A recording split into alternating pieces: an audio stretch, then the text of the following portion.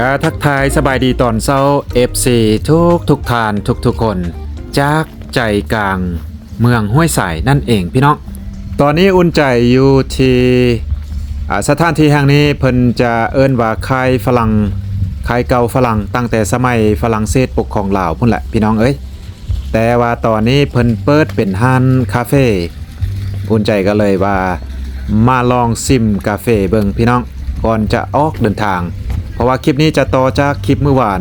หลังจากอุ่นใจเดินทางมาจากล่วงพะบางจนมาฮอดห้วยสายแห่งนี้แล้วมื้อนี้อุ่นใจจะเดินทางต่อด้วยทางเหือพี่น้อง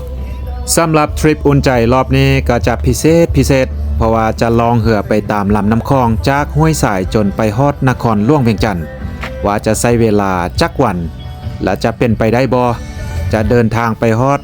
นครหลวงเวียงจันทน์แท้ๆบ่พี่น้องลองไปเบิ่งไปชมบรรยากาศนำกันแต่ว่าก่อนจะไปอุ่นใจจะให้เบิ่งวิวจากมุมสูงสถานที่แห่งนี้จะอยู่จอมผูสูงเลยแล้วก็สามารถเบิ่งไปตัวเมืองห้วยสายเขตนี้จะเป็นใจกลางเมืองเลยแหละพี่น้องสำหรับเมืองห้วยสายแห่งนี้ก็จะตั้งอยู่แคมแม่น้ำคลองเลยพี่น้องกงกันข้ามกับฝั่งไทยก็คือเสียงคลองนั่นเองแล้วก็จะมีด่านสากลฝั่งลาวก็จะเป็นด่านห้วยสายฝั่งไทยก็จะเป็นด่านเสียงคลองเมื่อเช้าอุ่นใจไปรับเอาลูกถั่วหรือว่าลูกค้ารอบนี้การเดินทางรอบนี้ก็คืออุ่นใจมีลูกถั่วหรือว่าลูกค้าซ่องทานที่จะร่วมทริปนี้นำกันฝั่งนั้นจะเป็นฝั่งไทยพี่น้องเบิงพระพุทธรูปพระพุทธเจ้าองค์ย้ายเลยอยู่จอมผูฝั่งไทยแล้วก็แม่น้ำคลองเดี๋ยวจักหน่อยอุ่นใจข้อจิบกาแฟแป๊บหนึ่งแล้วก็จะพาลงไปที่ท่าเรือแล้วก็เริ่มออกเดินทางลูกค้าหรือว่าลูกทัวร์อุ่นใจอยู่ทางหน้าพูนเนาะเสื้อสีแดงๆแต่ว่าอุ่นใจบ่ข้อท้ายเอาแบบตรงๆเนาะตอนนี้เราก็ลงมาฮอดท่าเรือเป็นที่เรียบร้อยออกจากห้านคาเฟ่เมื่อกี้มาฮอดนี่ก็ใช้เวลาไปแต่10 นาทีประมาณ10 นาทีก็ถือว่าการเดินทางคลองเฮาตามล่องแม่น้ำคลองจากห้วยสายไปฮอดนครหลวงเวียงจันทน์ในวันที่1กำลังจะเริ่มพี่น้อง ไปรอลุ้นรอเบิ่งนำกันเพราะว่าเป้าหมายของเฮาก็คือ8 วันออกจากห้วยสายไปฮอดนครหลวงเวียงจันทน์จะเฮ็ดได้ตามนั้นหรือบ่ลองไปเบิ่งไปลุ้นนำกันว่าบรรยากาศตามล่องแม่น้ำคลองจะเป็นจังได๋แผ่นข้องเห่านี้ก็จะเป็นแผ่นที่ว่าสบายๆพี่น้องจะเอิ้นว่า flexible เนาะบางมื้อบางวันนี้ก็อาจจะนอนอยู่เหือเลยหรือว่านอนตามดอนสาย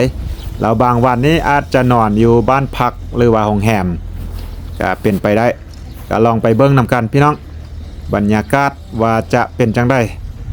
แต่ว่าช่วงนี้อากาศนี่ก็บ่อยากดีปานใด ทางหน้านี่ก็จะเป็นลูกถั่วของอุ่นใจเองเริ่มแล้วพี่น้องเริ่มออกแล้วการลองเหือแม่น้ำคลองออกแล้วเหือเริ่มออกแล้วอยู่ในเหือเขาก็จะมี7 ทานตอนนี้รวมทั้งอุ่นใจเองก็จะมีกัปตัน2 ทานผู้ช่วยกัปตันทานหนึ่งมีแม่ครัวผู้หนึ่งอุ่นใจลากามีอีกลูกถั่ว2 ทานกับเดินทางนำกันพี่น้องเก็ดชีวิตก็ลองไปเบิ่งเนาะว่าจะเป็นจังได๋เขตนี้ก็จะมีประชาชนซ่องฝั่งลาวไทยไปมาหาสู่กันคือที่เห็นก็คือเรือทางฝั่งไทยนั่นเองข้ามมาฝั่งลาวผู้โดยสารเท่าที่เห็นก็คือน่าจะเป็นคนลาวเพราะว่าอยู่เลียบฝั่งแบบนี้อยู่ตามชายแดนแบบนี้คนลาวเขาจะข้ามไปฝั่งไทยหลายเลยพี่น้องเพื่อไปซื้อเครื่องซื้อของจับจ่ายใช้สอยหรือว่าไปเฮ็ดเวียกเฮ็ดงานอยู่ฝั่งไทยก็ดีโอเคเริ่มออกทางออกเดินทางได้พี่น้องเริ่มออกเดินทางมาแล้วตอนนี้ก็จะไปแบบเพลินๆบ่ฮีบบ่ฟาวพี่น้องเอ๋ยคอยไปการแล่นเหือของพวกเขานี่จะบ่แล่นไหวพี่น้องก็จะแล่นแบบธรรมดาประมาณ25-30 กิโลเมตรต่อชั่วโมงก็บ่ได้แล่นไหวตามสภาพเลยเนาะเพราะว่า เรือโดยสารหรือว่าเรือนักท่องเที่ยวก็จะมีหลายที่ว่าจะเดินทางจากเขตนี้ไปล่วงพระบางแต่ว่าส่วนใหญ่เพิ่นจะใช้เวลาอยู่2วันในการล่องเรือแต่ว่าเราจะใช้เวลาหลายกว่านั้นเพราะว่าเราจะแวะหมู่บ้านไปตามทางแล้วก็แบบไปแบบเพลินๆแบบนี้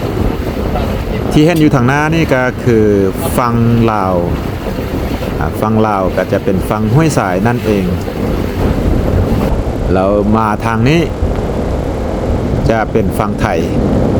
ฉะนั้นฝั่งขวามือจะเป็นฝั่งไทยแล้วไปซ้ายมือฝั่งซ้ายมือจะเป็นฝั่งลาวตอนนี้เราอยู่กลางเคิงเลยพี่น้องการเดินเรือหรือว่าลองเรือแบบนี้เราก็จะไปตามแหลวน้ำบางครั้งก็จะไปเลียบฝั่งขวาบางครั้งก็จะมาเลียบฝั่งซ้ายเรือเราก็จะบ่ใหญ่บ่น้อยปานได้พี่น้องสามารถนอนได้เรือนี้สามารถขี่ได้หลายทานผู้โดยสารอย่างน้อยก็20-30ทานก็ยังได้อยู่ลองไปเรื่อยๆทางนาพูนที่เห็นขั้วทางนาพูนจะเป็นขั้วมิตรภาพลาวไทยแห่งที่4มาทางท้ายเรืออันนี้เป็นแม่ครัวเราแม่ครัวพิเศษเลยจ้างมาโดยเฉพาะสำหรับทริปนี้เพิ่นกำลังเตรียมอาหารอยู่พี่น้องกำลังเตรียมอาหารอันนี้ก็จะเป็นเรือนครัวอยู่ทางท้ายเรือเลยตึก2ตึกที่เห็นอยู่ทางหน้านี่เป็นน่าจะเป็นโรงแรมพี่น้องคล้ายๆคือกับโรงแรมอยู่ฝั่งลาวแต่ว่าตอนนี้กำลังสร้างอยู่ยังบ่ทันสำเร็จก็น่าจะใกล้ๆสำเร็จแล้วแต่ยังบ่ทันสำเร็จครัวแห่งนี้ก็เป็นครัวมิตรภาพลาวไทยแห่งที่4นั่นเองเป็นครัวมิตรภาพคนลาวคนไทยข้ามไปมาหาสู่กันแล้วก็นักท่องเที่ยวต่างประเทศก็สามารถข้ามไปมาได้แต่ก่อนจะมีครัวแห่งนี้ก็ข้ามบักไปมาหาสู่กันแต่ว่าตอนนี้ก็สะดวกสบายขึ้นสามารถข้ามครัวแบบนี้ได้เลยพี่น้องเอ้ยลองไปเรื่อยๆพี่น้องลองไปเรื่อยๆตอนนี้ฝั่งซ้ายมือก็เป็นฝั่งลาวฝั่งขวามือก็ยังเป็นฝั่งไทยอยู่ยังบ่ฮอดจุดที่ว่าซ่องฝั่งแม่น้ำคลองเป็นลาวเถื่อก็หมายความว่ายังบ่ทันสิ้นสุดสายแดนลาวไทยเถื่อพี่น้องภูผาป่าไม้ไล่เลยอยู่ภาคเหนือของลาวเขาก็จะเป็นแบบนี้แหละพี่น้องเอ้ยภูไล่ภูก็ถือว่าเกือบทั่วภาคเหนือเลยเป็นภูแบบนี้บางบอนก็จะมีเป็นภูผาที่ว่าสูงสันพอสมควรที่เห็นอยู่ทางหน้านี้ก็คือฝั่งลาวแต่ว่าเพิ่นกำลังสร้างถนนน่าจะเป็นถนนที่ว่าเลียบตามลองแม่น้ำคลองแล้วก็ผ่านหมู่บ้านต่างๆก็หมายความว่าเพิ่นกำลังเริ่มพัฒนาเขตหมู่บ้านเลียบตามลองแม่น้ำคลองให้มีถนนได้ใช้สะดวกสบายขึ้นว้าวตอนนี้มาฮอดเขตดอนทรายที่ว่าเฮ็ดเต้นกลางเต้นดอนทรายพี่น้องอากาศร้อนๆแบบนี้ประชาชนน่าจะลงมาลิ้นดอนทรายเห็นเรือข้ามมาแต่ฝั่งไทยได้บ่แน่ใจว่าส่วนใหญ่นี่จะเป็นประชาชนลาวเขาเองบ่หรือว่ามีคนไทยแดพี่น้องเพราะว่าดอนนี้จะอยู่ครึ่งกลางแม่น้ำคลองเลยจะเป็นดอนอยู่กลางแม่น้ำคลองแต่ว่าจะอยู่ใกล้ฝั่งลาวหลายกว่าน่าจะเป็นคนลาวเขาเองเนาะที่ว่าข้ามมาเล่นดอนแบบนี้ได้บรรยากาศดีๆเลยพี่น้องตอนนี้เรือเขาเข้ามาใกล้กับฝั่งไทยเลยเพราะว่าฝั่งซ้ายมือฝั่งลาวเขาตื้นน้ำบ่ลึกบ่แน่ใจว่ามันจะมีหินเขาก็เลยว่าเข้ามาใกล้ๆกับฝั่งไทยเลยว้าวมาเขตนี้น้ำไหลแห้งพอสมควรมีหินหลายน้ำคลองเขตนี้ฉะนั้นกัปตันหรือว่าโซเฟอร์เรือต้องผู้ทางอย่างละเอียดและก็แน่นอนแต่บริษัทนี้พลาดมาเนี่ยอันตรายเลยพี่น้องเอ้ยหินมีทุกบอนเลยหินเป็นผ้าบางบอนนี่ก็จะแคบกว้างเลยก็เป็นฝั่งไทยเพิ่นจะโทรตั้งเจือนแบบละเอียดเลยพี่น้องฝั่งแม่น้ำคลองมาเขตนี้ก็อย่างซ่องฟักฟังเป็นภูเป็นผ้าคล้ายๆคือกัน ฝั่งลาวอยู่ซ้ายมือฝั่งไทยอยู่ขวามือแต่ว่าฝั่งไทยเพิ่นคืออุ่นใจเว้าไปจะเพิ่นจะก่อต้านเจือนเกือบสุดแคมป์น้ำเลยฝั่งลาวเขากำลังสร้างถนนอยู่ว้าวเบิ่งหินพี่น้องตั้งอยู่ใจกลางแม่น้ำคลองเลยแต่ก็มีเรือลู่อันนี้จะเป็นเรือของนักท่องเที่ยวขึ้นมาแต่ทางใต้พุ่นละเรือนี้ก็จะขึ้นลองเรือง่ายเลยพี่น้องแต่ว่าเพิ่นจะขึ้นไปอีกฝั่งอีกฝากแม่น้ำคลองเพราะว่ามันจะมีหินอยู่ตามกลางแม่น้ำคลองแบบนี้หลายเลยพี่น้องมาฮอดจุดนี้ถือว่าใกล้ๆกับจุดชายแดนลาวไทยแล้วพี่น้องปาโถเรือใหญ่ผ่านไปคืนจะใหญ่พอสมควรขนาดว่าแลนซ่าๆเนาะอยู่พูนขวามือพูนพี่น้องจะเห็นตัวหนังสืออยู่ทางพูนที่คร่าวๆอยู่ตีนผูพูนเดี๋ยวจะซูมให้เบิ่งอันนี้จะเป็นจุดที่ว่าสิ้นสุดเขตแดนประเทศไทยสุดเขตประเทศไทยพาไดเวียงแก่นอันนี้ถือว่าสิ้นสุดชายแดนลาวไทยออกจากนี้ไปก็จะเป็นลาวทั้งซ่องฝั่งแม่น้ำคลองละพี่น้องก้าวเข้าสู่ดินแดนประเทศลาวตอนนี้เราเบิ่งไปที่ฝั่งขวามือกับฝั่งลาวแล้วบัดนี้หัวควายนี่ลงเล่นน้ำพี่น้องเอ้ยเพราะว่าอากาศตอนนี้ก็ร้อนแต่ว่าน่าจะใกล้ถึงจุดที่เราจะนอนมื้อค่ำนี่ล่ะเพราะว่ามื้อค่ำนี้แผนของเรานี่จะนอนอยู่ดอนทรายเลยพี่น้องเอ้ยบางท่านนี่อาจจะนอนเหือพูดเบิ่งพูดหน้าพุ่นพี่น้องเพิ่นเห็นยังหลายคนเพราะว่าจะเป็นสาวบ้านแล้วก็มีรถต่างๆอุปกรณ์ต่างๆอันนั้นก็คือเพิ่นพุทธคำนั่นเองพี่น้อง พุทธคำประชาชนก็จะเอิ้นว่าจังได๋ปั้นคำบ่เนาะแบบสาวบ้านแล้วก็จะมีรถเครื่องจักรเครื่องยนต์ต่างๆยกพุทธเอาคำแบบนี้พี่น้องเอาเบิ่งหินพี่น้องหินคล้ายคือกับยังคล้ายคือกับหัวม้าเนาะ ที่ว่าแป๊กๆพี่น้องกลายไปเมื่อกี้นี่แวบเลยมาเคสนี้ก็จะเป็นหินเป็นผ้าลายน้ำกล้องถ้าหากว่านำขึ้นสวงน้ำขึ้นจะท่วมเมิดหินเคสนี้อุ่นใจเคยลองมาสวงที่ว่าฤดูฝนสวงนำขึ้นสูงจะบ่เห็นเลยหินแต่ว่าก็อันตรายเช่นกันถ้าหากว่ากัปตันหรือว่าโซเฟอร์เรือบ่สำนาญทางปานใดนี่อันตรายแท้ๆพี่น้อง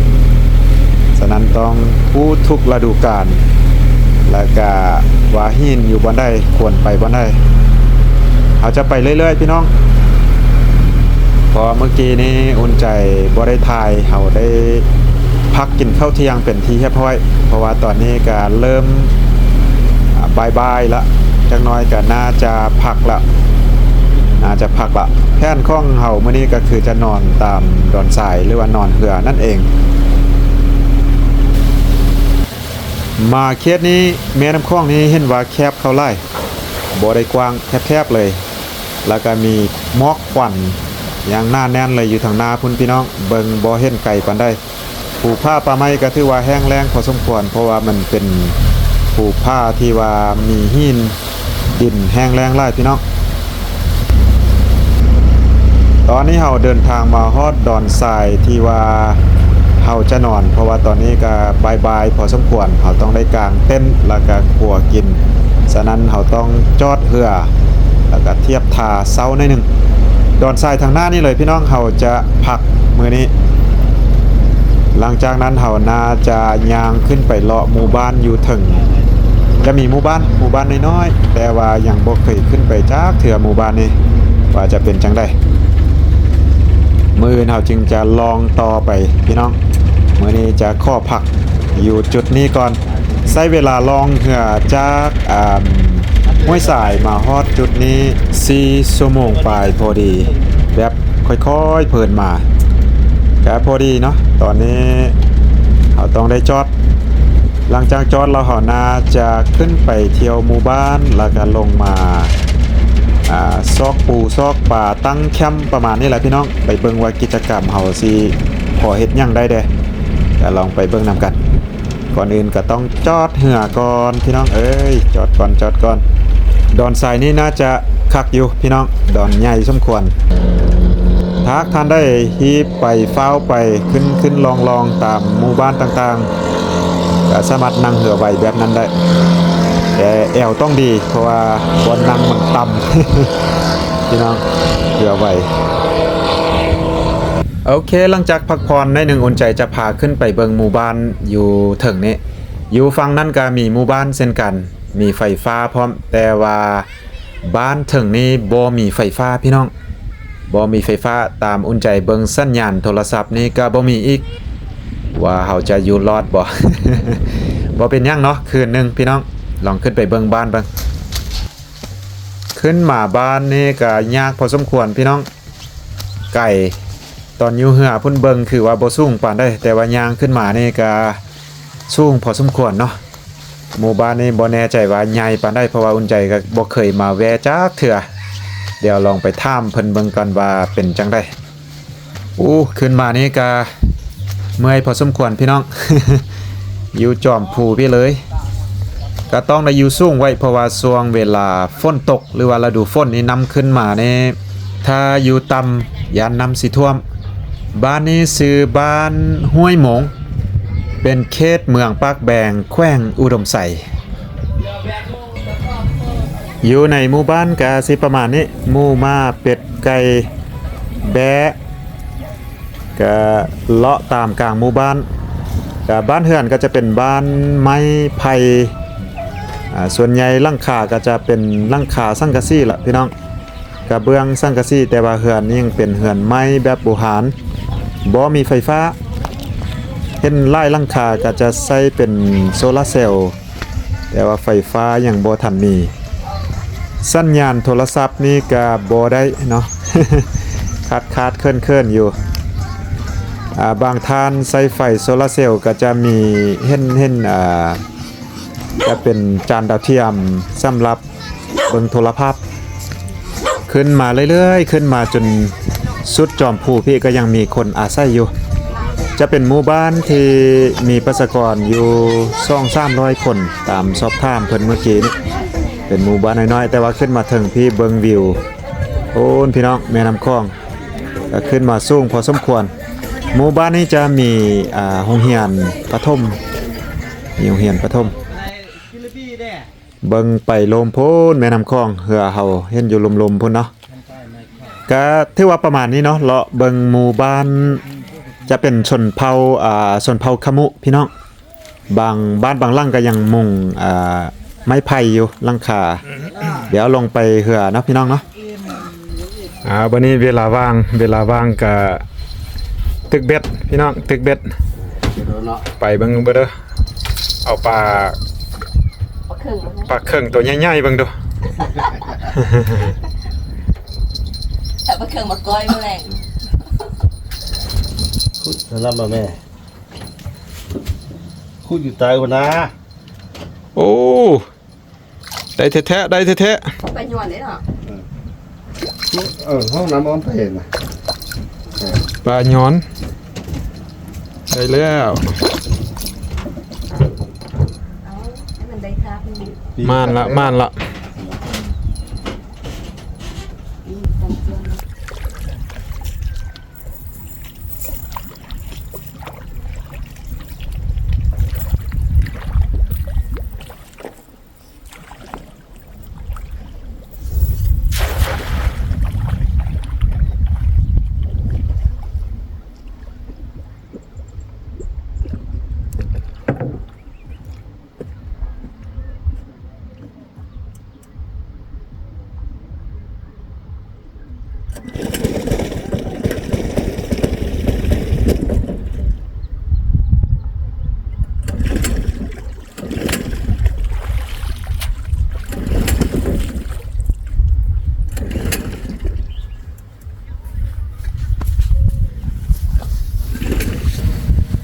ก็สิประมาณนี้พี่น้องสำหรับการลองเหือจากห้วยสายไปนครหลวงเวียงจันทน์ในวันที่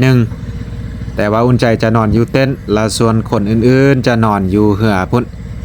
สำหรับมื้ออื่นและก็วันต่อๆไปการลองเหือของพวกเขาจะเป็นจังได๋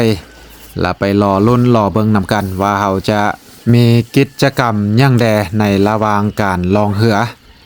โอเคสำหรับคลิปนี้ก็ขอจบไว้เพียงจำนี้เจอกันคลิปต่อไปพี่น้องสบายดี